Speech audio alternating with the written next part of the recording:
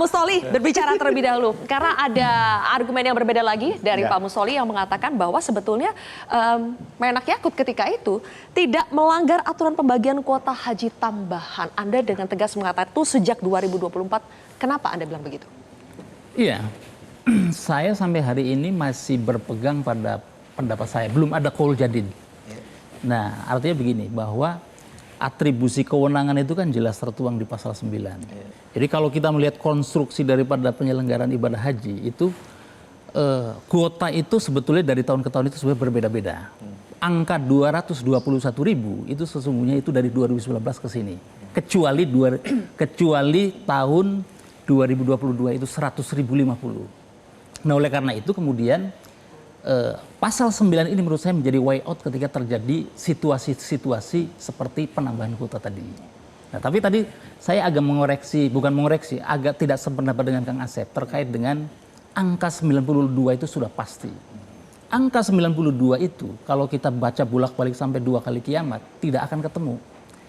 Jadi kesimpulan daripada angka 92 itu diambil karena konsekuensi daripada pasal 64 ayat 2. 8%. Nah, 8% itu kan ngunci untuk kuota khusus yang sifatnya haji khusus dan kuota yang normal, dalam arti kuota dasar. Nah, maka kemudian ketika kemudian tadi Kang Asep bilang ada hal menyangkut terkait dengan angka 92, tidak ada angka 92. Yang ada itu adalah karena sudah diambil 8% sehingga asumsinya kemudian muncul 92%. Logika kita 100 dikurang 8, sesungguhnya 92. begini, ada banyak saya sebagai Komnas Haji yang kemudian menggeluti dan kemudian mengadvokasi isu-isu haji dan umroh belasan tahun begitu ya. Tentu dengan adanya langkah KPK melakukan tindakan penegakan hukum terhadap ini sangat setuju. Dan bukti kecintaan kita kepada KPK itu kan dengan cara apa? Tidak kemudian serta-merta yang disampaikan KPK itu kita telan mentah-mentah, kita filter. Contoh misalnya terkait dengan kerugian negara nih, yang menjadi konstruksi Undang-Undang Tipikor yang diterapkan oleh KPK kepada Gus Yakut dan Gus Alex gitu ya. Kerugian sosial. Itu juga kita bisa challenge itu, yang kemudian misalnya begini. Kalau misalnya KPK menggunakan kalau yang disangkakan itu adalah menyangkut kerugian negara terkait dengan basisnya adalah APBN, APBD, PNBP atau kemudian yang terkait dengan BUMN, itu clear, no debat di situ, no issue. Sekarang gini, katakanlah di undang-undang tadi tidak ditentukan lah ya, misalnya ditafsirkannya 92 bukan 8. Nah, tapi persoalannya kenapa reguler sama khusus sama 50-50 gitu. Iya, itu tadi saya sampaikan ada perhitungan-perhitungan itu. Ya, karena kalau lebih kepentingannya reguler lebih diutamakan dari kelompok khusus ini kan. Iya, tapi betul. kan aneh gitu kan, kenapa sama statusnya aneh, padahal ya? reguler sama khusus itu dua hal yang berbeda. Itu Kan tadi saya harusnya kan minimal 60, 40, Tidak anehnya 55, kenapa? 45. Tidak aneh. Kalau juga. misalnya kita melihat konteks misalnya tahun 2023. Enggak, aturan yang terakhir aja undang-undang Bukan. itu, Pak. Ini kan ada konteks Iya. yuridis dan ada konteks sosiologis kan. Ya, tapi kan itu kan jelas tekstual kok di situ penarikan bahwa reguler itu lebih Karena banyak di situ daripada khusus. di pasal 9 itu mengatribusikan bahwa ketika terjadi kuota tambahan itu menjadi kewenangan penetapan. Ya tadi kalau kata kewenangan, kenapa kewenangan tadi harus sama gitu antara reguler sama khusus? Ya, dilihat Karena ke khusus belakang. duitnya banyak, lebih banyak berkepentingan. Enggak juga. Saya Oh kira enggak lah, tidak kita udah juga. tahu lah kalau Tidak yang juga. haji khusus itu kan orang kaya semua. Ya, tapi kan Belum belum tentu tentu yang punya proses- biro proses jasa juga pembuktian siapa, hukum di kan DPR siapa. Jadi Kita dilihat tahu ke lah belakang. itu Oke. mah. Kang Asep. Ya, Dilihat ke belakang. sebentar. Jamin. Maksimal yang pernah Ini ada balik itu. lagi ya, balik lagi ke alasan kenapa pembagian kuotanya segitu. Tapi itu kita sepertinya sepakat bahwa ini tidak akan sepakat di sini. Iya, betul. Makanya Pak Mustoli tadi mau melanjutkan dulu poinnya Iya. soal pasal 2 dan 3, konstruksi pasal. Soal konstruksi yang dituduhkan Kerugian kepada negara. terkait dengan kerugian negara. Ini saya kira merupakan hal baru yang baru diterapkan oleh KPK terkait isu haji. Di luar dasar dan unsur delik. Nah, misalnya Undang-undang begini, Tipikor. karena selain undang-undang misalnya undang-undang BPK, undang-undang APBN, undang-undang PNBP, ya kan, itu kita clear itu. Tapi ingat di undang-undang terkait dengan penyelenggaraan ibadah haji itu ada undang-undang nomor 34 tahun 2014 tentang pengelolaan keuangan haji. Ya. Nah, ini yang kemudian nanti problematis ketika KPK ingin membuktikan bahwa apakah ini kerugian negara atau bukan. Kenapa seperti itu, Pak? Kalau kita rinci misalnya dari undang-undang 34 tahun 2014 junto pasal 9 dan pasal 13 PP nomor 5 tahun 2018. Sistem keuangan haji itu dikelola secara menggunakan ekonomi syariah. Basisnya adalah akad wakalah. Apa itu akad wakalah? Akad wakalah itu adalah titipan. Jadi saya sebagai sohibul mal, sebagai pemilik dana, menitipkan uang. Uang itu, uang awal itu namanya uang setoran awal. Oke. Yang nanti ketika ditentukan oleh DPR bersama dengan pemerintah, dalam hal ini adalah waktu itu Kementerian Agama, sekarang Baik. Kementerian Haji, itu kemudian nanti dikembalikan lagi kepada jamaah haji. Intinya uang Ya, jemaah tapi bukan kan uang kalau negara. Itu maksud Anda ya? BPKH, saya sitir ini, mumpung Oke. belum undang-undang BPKH. Sebentar, biar Kenapa pemirsa orang haji paham. reguler yang Ya. tidak antri berangkat tahun itu bayarnya sama dengan haji yang lain? Bayarnya gimana? Ada orang yang meninggal dan lain sebagainya, terus kemudian banyak yang berangkat. Terus diganti orang yang tidak antri, berangkat daftar tahun itu juga, berangkat tahun itu juga. Bayarnya kok sama dengan haji yang lain? Harusnya kan 93 juta keseluruhan. Ya. Terus BPKH mensubsidi sehingga orang 50 juta.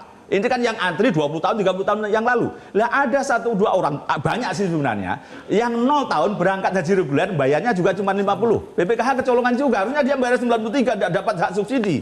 Ada nggak? Kalau jawab nggak ada, saya akan Saya kira bunuh. kalau itu kasuistis sifatnya. Nah, iya, ini kan keseluruhan. Kalau itu sifatnya kasuistis. Gimana? Loh, Jangan apalagi kemudian ngomong kasuistis kemudian. itu Karena kasuistis. prakteknya begitu. Enggak, sekarang dari 10.000 itu berapa orang yang kemudian mengalami hal serupa seperti itu? Loh, sekarang saya datanya? balik. Itu harusnya Loh, untuk enggak. antrian. Haji Enggak, plus antrian. Loh, sampean kan mengatakan bahwa itu ada yang bayarnya cuma 50 juta. Ada berapa orang yang misalnya mengalami hal seperti itu? Loh, ya justru itu salahnya Loh, BPKH. justru kok Ini salah kan BPKH? BPKH. Jangan lempar ke Nah, ini BPKH. nanti- Loh, enggak, memang BPKH salah. Loh enggak, BPKH itu Mas Boy, BPKH itu Anda tahu, BPKH itu hanya sebagai juru bayar, makanya disebut Oh, berarti sebagai yang salah hasil. kemenang dong. Bukan, tidak salah, Loh, enggak salah dia. Oh, ini ada beberapa Konstruksi, orang berarti, yang harusnya bayar 93 bukan, enggak berhak berarti subsidi. Mas Boy tidak memahami antara keterkaitan undang-undang terkait dengan undang-undang keuangan haji dengan undang-undang penyelenggaraan ibadah haji. Beda. Jadi begini Pak, kalau misalnya Iya, gimana? gini, Ini makanya nanti BPKH tambah masukan jadinya kan. Gitu. makanya BPKH itu sering di roasting oleh lembaga-lembaga lain sebagai lembaga yang juru bayar saja. Kenapa? Karena di konstruksi Undang-Undang Nomor 8 Tahun 2019 itu mengunci BPIH, biaya penyelenggaraan ibadah haji, itu hanya yang terlibat secara aktif itu cuma 2 pihak. Yang pertama itu adalah Kementerian Agama waktu itu ya. Iya. Yang kedua adalah DPR. Nah, dia cuma dilibatkan untuk bayarin saja. Begitu DPR dan kemudian Kementerian Agama mengesahkan dan ada Kepresnya, Kepres BPIH yang ditekan oleh Presiden, maka dia bayar. Tapi sebelum dibayar harus ada pengantar dari Kementerian Agama bahwa ini bayarnya sekian. Contoh, hari ini misalnya terjadi di Kementerian Haji yang baru ini, itu terjadi.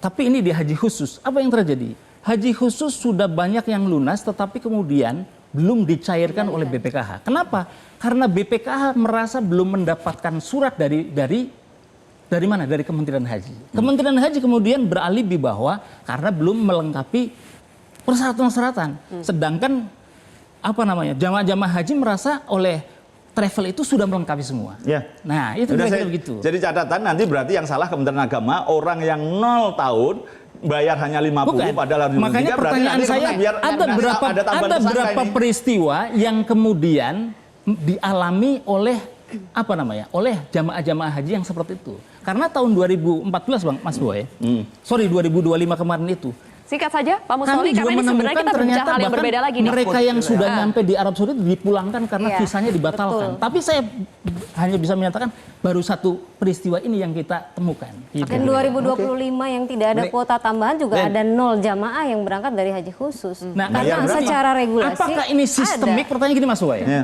Pertanyaan begini Mas Boy. Apakah yang tadi Mas Boy sampaikan itu sistemik atau ada oknum? Karena kenapa? Yang lapor ke saya misalnya di 2025, 2024 bahwa mereka ditawari tadi misalnya cuma 50 juta atau top up sekian, tapi andilan ada. Tapi bagi saya ini tidak bisa kemudian digeneralisir sebagai sistemik, sebagai kebijakan. sebagai policy. Baik, oke.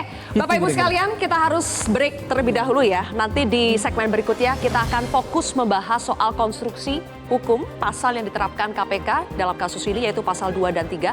Kenapa ini penting? Karena pasal yang digunakan, kita yang awam mungkin akan lebih paham kalau ini pasal penyuapan. Ada yang memberi suap, ada yang menerima suap. Tapi ternyata yang diberlakukan adalah pasal bagaimana seorang pejabat melawan hukum, melakukan perbuatan memperkaya diri sendiri atau orang lain dengan ada kerugian negara atau perekonomian negara. Mungkin kita yang awam berpikir, bukankah ini uang jamaah atau hak jamaah reguler yang dirugikan, tapi kenapa menjadi kerugian negara? Nanti kita akan bahas sesaat lagi pemirsa, tetap di Kontroversi.